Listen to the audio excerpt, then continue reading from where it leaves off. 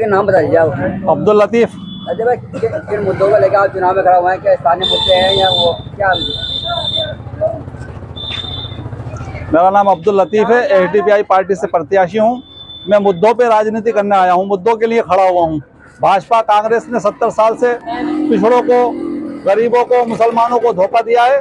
उस राजनीति को चेंज करने आया हूँ, भ्रष्टाचार मिटाने के लिए आया हूँ, रोजगार लाने के लिए लाया हूँ, फैक्ट्रियाँ लाने के लिए लाया हूँ और यहाँ गरीबों के लिए काम करने के लिए आया हूँ। मुख्य मुद्दा क्या है? बिजली पानी के अलावा जो है यहाँ पे बेरोजगारी है, भ्रष्टाचार है। बड़े उद्योग हम लाएंगे, फैक्ट्रियाँ लाएंगे और जैसे यहाँ ईसूजी गारमेंट फैक्ट्री थी, इस तरह की फैक्ट्रियाँ टोक में ला करके मजदूरों के लिए काम रोजगार मुहैया कराएंगे और जन समस्याओं को समाधान करेंगे। हम रोज यहाँ पे जनता के बीच में काम करते हैं, पानी के लिए काम करते हैं, बिजली के लिए काम करते हैं, जन समस्याओं को लेकर प्रशासन के पास जाते हैं, उनको हल करवाते हैं और इसी तरह हम लगातार काम करते रहेंगे जनता के विकास के लिए, शहर के विकास के लिए, जनता की समस्याओं को लेकर के। जो यहाँ शहर की सबसे बड़ी समस्या बेरोजगारी है, उसको दूर करने के लिए काम करेंगे। पिछले 70 साल में कांग्रेस और बीजेपी दोनों एक दूसरे पर आरोप प्रत्यारोप लगाए हैं, आप क्या करना चाहेंगे? इसके अलावा क्या कहेंगे आप? ये बताइए। एक थाली के दोनों चट्टे बट्टे हैं कांग्रेस भाजपा।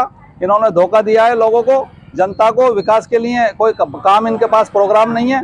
हम बहुत सारे प्रोग्राम लेकर के आएंगे।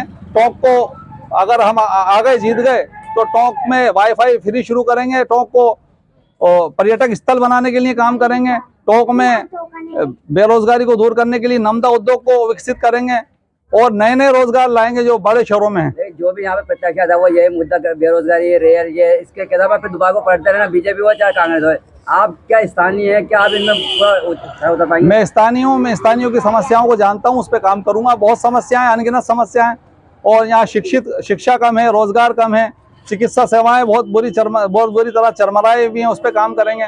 बहुत बड़ा क्षेत्र है जिसपे स्थानीय ही काम कर सकता है और मेरे जैसा ही काम कर सकता है, कोई वीआईपी नहीं कर सकता यहाँ काम पे। लीडर सचिन पायलट 65,000 मुस्लिम मतदाताओं को देखते हुए तो विधानसभा में प्रत्याशी के रूप में अपना भाग्य बना रहे हैं। क्या ये मुस्लिम बाहुल्य सीट होने के बावजूद एसडीपीआई से आप उम्मीदवार के तौर पर उतरे हैं? क्या आपको लगता है कि माइनॉरिटी आपको सपोर्ट कर रही है? बिल्कुल माइनॉरिटी सपोर्ट कर रही है और ये मुस्लिम सीट है। हर जगह ऐसा होता आया है कि जो जाति बहुल होती है उसका नेता वहाँ, उसका कैंडिडेट वहाँ खड़ा किया जाता है। लेकिन हमारी दुर्भाग्य यही है कि हमारे यहाँ मुस्लिम बहुल होने के बावजूद दोनों पार्टियां मुस्लिम चेहरा नहीं उतारती हैं। इसलिए एसडीपीआई ने मुस्लिम चेहरा उतारा है क्योंकि यह मुस्लिम बहुल सीट है। 2018 में नुकसान को भारतीय जनता पार्टी ने उतारा था, उसको उनके लोगों ने वोट नहीं दिया साहब। अब आप क्या मानते हैं, क्या एसडीपीआई के साथ जो माइनॉरिटी वोट है वो एसडीपीआई के साथ है? बिल्कुल माइनॉरिटी वोट एसडीपीआई के साथ है और हम तीसरा मोर्चे की यहाँ नींव रख चुके हैं। मालिक ने चाहा तो हर वर्ष आपको नया चेंज दिखेगा और हम थर्ड फ्रंट यहाँ पे लाने वाले हैं और गठबंधन की सरकार 10-5-20 सालों में दिखेगी राजस्थान में भी। मुख्य मुद्दा इस पे आप क्या कहेंगे? बस बेरोजगारी के लिए हम यहाँ पे सबसे पहले हमारी बनास नदी पे पर्यटक स्थल बनवाएंगे और यहाँ पे सुनहरी कोठी, जामा मस्जिद है, 5 मंदिर है हमारी तरफ। इसको विकसित कर करके यहाँ बाहर से पर्यटक लाएंगे और रोजगार विकसित करेंगे। सचिन पायलट यहाँ से विधायक है, डिप्टी सीएम भी वो 2 साल तक रहे।